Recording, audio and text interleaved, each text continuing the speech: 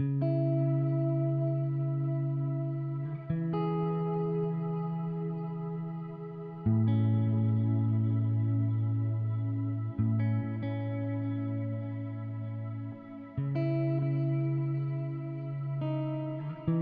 mission scientifique nous emmène au cœur de la forêt protégée de Kounoukan, au sud-ouest de la Guinée.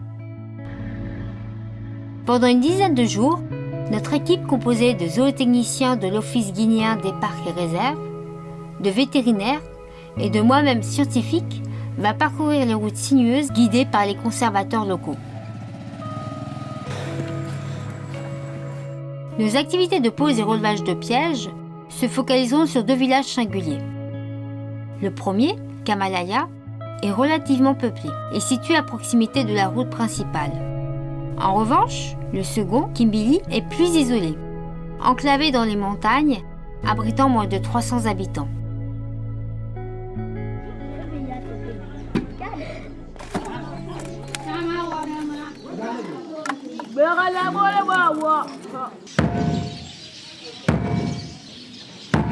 Informés depuis plusieurs semaines de notre venue, nous sommes accueillis par les autorités locales. Le chef de village, les sages, les représentants des femmes et des jeunes. Notre premier objectif est de sensibiliser sur les risques de zoonose associés aux micro-mammifères, ici les rongeurs, à l'aide de différents outils, banderoles, fiches techniques et souris en peluche développées par le projet Ebosourci.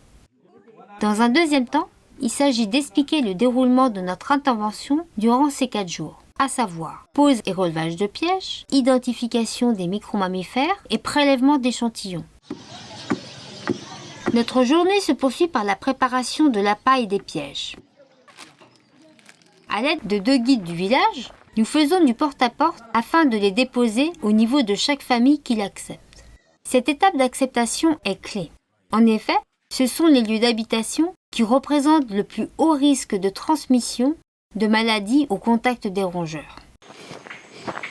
D'autres pièges seront également posés en zone péridomestique, au niveau des bas-fonds, des zones de culture et marigots en limite de forêt.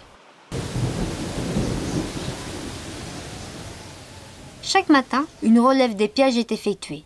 Sur place, chaque animal est pesé, mesuré et décrit morphologiquement. On regarde notamment la couleur du pelage. Des prélèvements invasifs et non invasifs sont réalisés en vue d'analyses complémentaires en laboratoire. Le traitement, la purification des prélèvements, l'amplification par PCR et le séquençage à haut débit représentent les étapes clés du versant laboratoire de notre mission.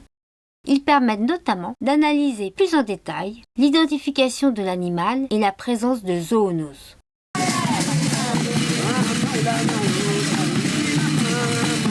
Durant les 3 jours qui suivent, nous continuons nos interactions avec les différents groupes, notamment les chasseurs et les enfants. Jeux de plein air, puzzles, cartes et discussions permettent d'échanger autour des risques zoonotiques liés aux rongeurs. Des questions se posent et il nous faudra creuser certains sujets.